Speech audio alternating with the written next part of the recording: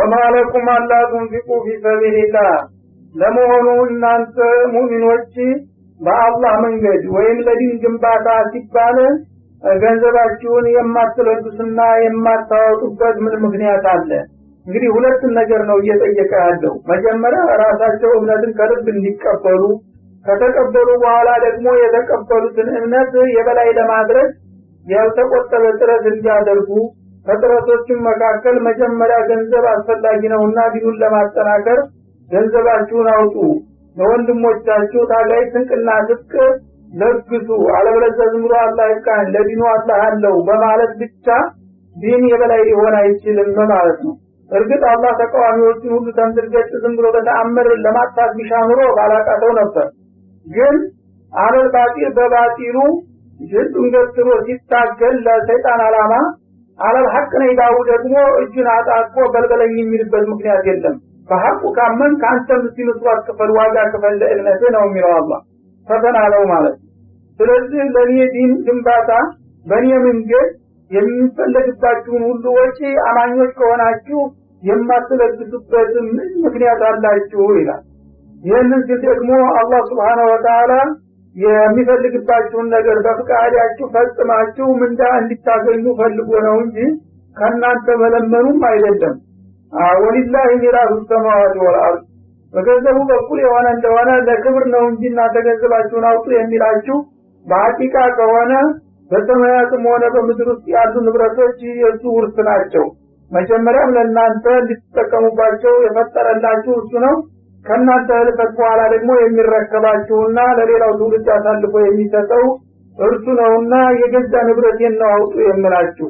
እናንተም ንብረታችሁም የኔ ናችሁና የሰጠኋችሁን ንብረት ከብዙ በጥቂቱ ለዲን ግንባታ ለምን አታውሉምና አትመድቡም ማለት ነው እንጂ እኔ እንደዳህና እንደለማኝ እናንተ እንደባለጸጋ ሆናችሁ ለዲን የባካችሁ መስጠቱ ይብዬ መለመንም እንዳይመስላችሁ ነው የሚለው። ለይብሎ ሚማ ጃአለኩም ሙስተኽለፊን ይላል እና አላህ Subhanahu Wa Ta'ala እናንተን ወኪል ያደረጋችሁ በንብረቱ ላይ።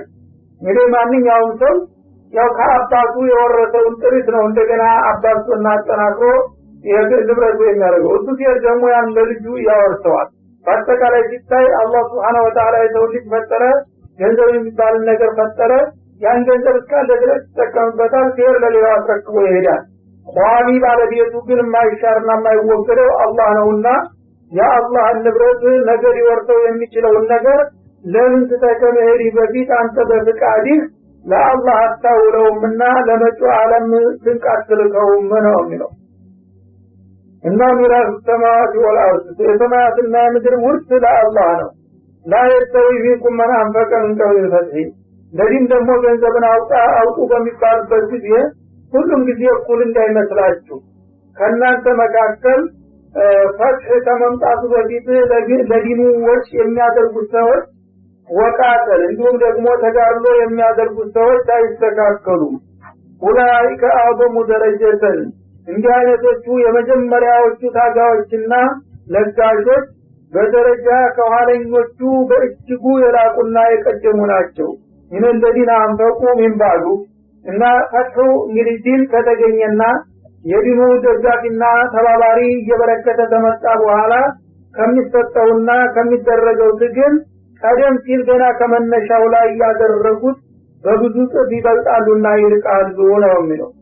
እና እንግዲህ ገንዘብ ለዲን ግንባታ ማውጣት ሲባል በየጊዜውና በየቦታው እኩል አይደለም። አንዷ ገንዘብ ከፍና ዝቅ የምትልበት ጊዜ ይኖራል ማለት ነው። ለምሳሌ ነብዩ በተለቁበት ጊዜ ገና መካ ላይ እያሉ እንቅስቃሴያቸውን ሲጀምሩ ሁሉም ዝም ብሎ እንዳበደሻ ክስክስ ይላቸው በነበረበት ጊዜ እንኳን ገንዘብ ሊረዳቸው ቀርቶ እሱ የሚለው ነገር እውነት ነው የሚል ሰው እንኳን በጣም ቸግሮ ነበር በተወሰነ ወቅት ማለት ነው። የዛ ጊዜ እንግዲህ እነ አቡበክር እነ ዑስማን እና አፋን የመሰሉት ናቸው ትንሽ ገንዘብ ያላቸው ሰዎች ነበሩ። እነሱ እንግዲህ የዛ ጊዜ የሚያወጧት አንዲት ሀባ አንዲት ሳንቲም በብዙ ሺህ እንደምትቆጠር ነበር በአላህ ዘንድ የምትታሰበው። ምክንያቱም መስረታ ላይ ናቸውና ማለት ነው።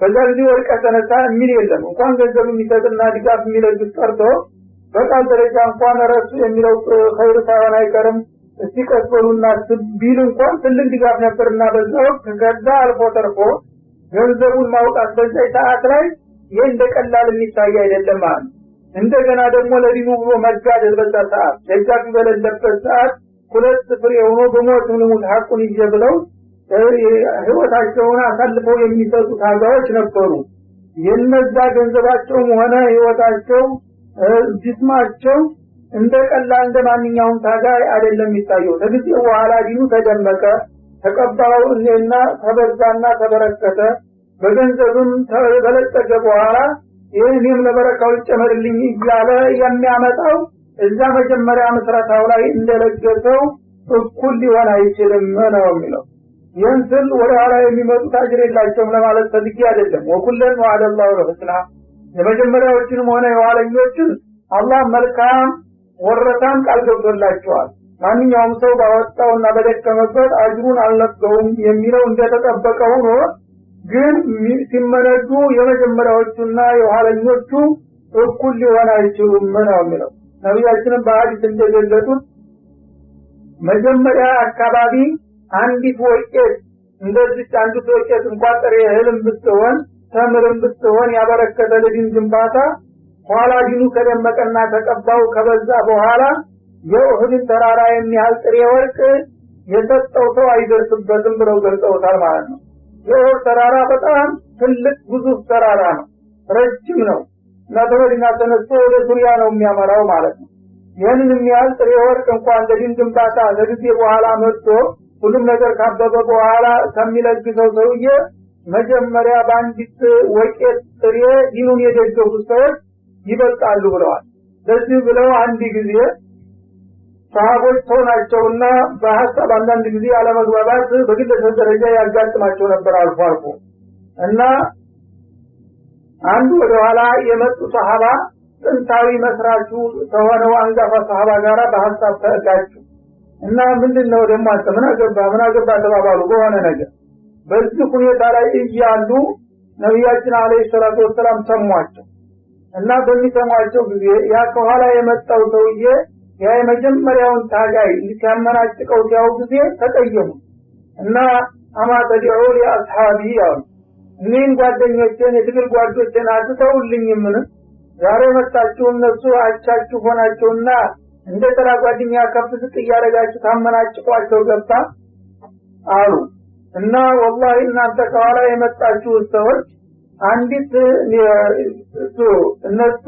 በመጀመሪያው ጊዜ በአንድ ወርቄት ያበረከቷትን አስተዋጽኦ እናንተ የኡህድን ተራራ ወርቅ የሚያህል ዛሬ ብትለግሱ እኛም ለዲኑ ሰርተናል ብላችሁ እነሱ ጋር መወዳደርና መፎካከር እንደማትችሉ እወቁ በማለት አስጠነቀቁ ከዛ በኋላ ያንን አንጋፋ ሰሃባ እንኳን መናገር ቀርቶ ባይኑ አስተካክሎ ቀጥ ብሎ ማየት የሚችል አልነበረም ይባላል እና እንግዲህ አላህ Subhanahu Wa Ta'ala ለአንድ ኸይር ነገር መረባረብ ያለባችሁ መጀመሪያ መስረታው አካባቢ ነው ማለት ነው ተቀባይ በሌለበት ጊዜ ሁሉም ጨለማ በሆነበት ጊዜ አለል ሐቅ ምድር ጠባቸው ጨንቋቸው ማህጃ መፈናፈኛ ባጡበት ጊዜ ነገር ሁሉ ማህጃ መጨበጫ ሲያጣ አይዞን ያለው ብላችሁ ትንሽ ነገር አውርጉላቸው ከዛ በኋላ ዲልና ነስር እየመጣ በሚሄድበት ጊዜ የዛ ጊዜ አጨብጫቢውና አስሟጫጩ ይበዛል የዛ ጊዜ መቼም በእኽላስ ተሰራ አጅር ያጣም ግን ማን እንደመጀመሪያ እኒህ ሁለቱ እኩል አይደሉም ሁለቱንም በሰሩ ስራ ጀነት ቀጠሮ ቢይዝላቸው ይበላለጣል ነው የሚለው والله بما تعملون خبير እና አላህ Subhanahu Wa Ta'ala እናንተ በምትሰሩት ነገር ሁሉ ጥልቅ አዋቂ የሆነ ጌታ ነውና በማንኛውም መልኩ ለሱ የሚበጅ ነገር ከሰራችሁ ዋጋችሁን አያሳጣችሁም ሆኖም ግን እንደ መስራቾቹ አትሆኑም ማለት ነው መንደለቲ ይቅርዱላህ ቀርበን ሐሰነን እና አሁንም በተጨማሪ ይሄንኑ የገንዘብ ቅጠሳ በመቀጠል ለመሆኑ ያማን ነው ለአላህ መልካም የሆነ ግዳጅ የሚያጋድል ይላል ማለት ለዲን ግንባታ ገንዘቡን የራሱን ፍላጎት ትቶ ለዲን ይወልኝ ይሄ ነገር ብሎ ለአንዲ ለዲን ለሚያስፈልግ ነገር የሚያወጣ ጎበዝ ጀግና ማን ነው ይላል እና ፈይዳኢፈው ለሁ ወለው አጅሩን ከሪም አላህ ደግሞ ያን ነገር እንዳወጣው ዝም ብሎ ከሰውበት የሚቀር ሳይሆን ድርብ አድርጎ የሚከፍለው ነገር የውመል ቂያማ ዛሬ እንኳን ገንዘቡ ከዚህ ቢወጣ እንዲሁ ዝም ብሎ እንደጣልከው ሳይሆን አላህ ዘንድ የማይጠፋው ቦታ በብዙ ጥፍ ተባስቶና ተራብቶ የሚጠብቅህ ዛሬ ትንሿን ነገር ለአላህ ብለህ የምትሰጥ ማነህ በማለት ይጋብዛል ማለት ነው። ወለው አጅሩን ከሪም ከዛ ከመደበኛው ወረታና ዋጋም ሌላ ደግሞ በአላህ ዘንድ በጣም የተደነቀና አስደሳች የሆነ ምንዳ ተዘጋጅቶ ሊጠብቀው የሚፈልግ ጀግና ካለ አሁንም ጥሪዬን ተቀብሎ ለዲኔ ግንባታ የሚችለውን ያበርክት በማለት ቅስቀሳውን ያፋፈመዋል ማለት ነው። እና ይህን በሚባልበት ጊዜ ሰሃቦች ሲሰሙት ሁላቸውም አቅማቸው በፈቀደ ቁጥር እኔ በልጥ በማለት ይረባረቡ ነበረ። ከነዛ መካከል አንዱ አቡ ጃህዳ የሚባል አንሳሪ ሰሃቢ ነበረ። ይህንን አያት ሲሰማ ጊዜ መጣና ለነቢያችን ጥያቄ ያቀረበላቸው ያ ረሱላህ ኢነ ረበና ዩሪዱ ሚነል ቀርብ ጌታችን ከኛ ገንዘብ ግዳጅ ይጠይቀናል ማለት ነው አላቸው። ነአማ ይሉ ጊዜ አሪኒ የደከ ያ ረሱላህ አላቸው። እጅውን ብቃርጉ አላቸው። እጃቸውን እንዲህ ሲዘረጉለት መስጠጃቸውን ሙባያ አለማድረግ ቃል ኪዳን ለመግባት እንዲህ እጃቸውን ጨበጠና የዚህ ከተማ አጠገብ በጣም የተደነቀ የሆነ አትክልት አለ ታውቁታለሁ። ገሌ የተባለውን አትክልት የተምር ዛፍ ብቻ 600 ዛፍ አለበት። በዛ ጊዜ እንግዲህ 600 ዛፍ ማለት ምን ያህል በዛሬ ጊዜ በሚሊዮን የሚተመን ንብረት ነው ያው መዲና ላይ ማለት እና ያን አትክልትን ሲፈልግ አድርጋለሁ ለሙጃሂዶች ስንቅ እንዲሆን ወርቀዋለሁ አላቸው። እና ከም ምን እጥቂን ሙአለቂን ያሪፍ ያህታክል ጀና አሉ ወደው መሰከሩለት። እና ይሄንን ለአላህ ካደረከው በጀነት ውስጥ አሁን የተዘጋጀልን አትክልት ብታየው በጣም ያስደስት ነበር አሉ። እና ይሄንን በሚልበት ጊዜ ሚስቱ አትክልቱ ውስጥ ልጆቿን ይታገታ እሸት የሩጦ ስለቅም ነበር። በጎራው ላይ ብቅ አለና ጠራ ያ ኡመት ጃህዳ አለ ለበይከ አለች። እና እخرጂ ለቢባን ለቢአውላዲኪ ወመታኢኪ من البستان ከአትክልቱ ልጆችሽንና ዕቃሽን ይዘሽ ውጪ እኛ አቅረብቱ ሊላሂ ረብል ዓለሚን ለጌታዬ ሰጥቼዋለሁና ከአሁኑ ደቂቃ ጀምሮ ያ አትክልት የኛ ስላልሆነ ቶሎ ውጪ አላት ይባላል። እሷም ደግሞ የሱ ቢጤ በመሆኗ እንዴት እንድታረገኛለህ ሳትል ረቢሐል በይዑ አበጀህዳ አለች ይባላል። ገበያ በጣም አትራፊ ነው ጥሩ ሽያጭ ሸርክ አለወሰለን ብላ ወዳው ልጆቿን ተቀላ ወጣች ይባላል። እንደዚህ ነበሩ እንግዲህ ትክክለኞቹ አማኞች። እና ከሱ ተልዩዋ ደግሞ እንዴት አድርጎ ሌላ መተዳደሪያ የለም ይሄን አትክልታችንን እንደው በከፊት ወይም በሩብ እንኳን ታሰርፍልን አሁን ልጆችን እንደው ሸታይ ጠቁ ይየለወጣ ነው ብላ አልተቆላጨችም። እንደው ጎሽ ነው ያለች እንኳን ጎበዝ ወንግልኝ እኔ ባል ለዛ ለማያልቀው አገራችን እንኳን ያደረከው ጥሩ ንግድ ነግደሃል የማያከስር የማይከዳ ሽያጭ ነው የሸጥከው በማለት እሷም በደስታ ልጆቿን ይዛ ወደ ቤቷ ተመለሰች ይባላል።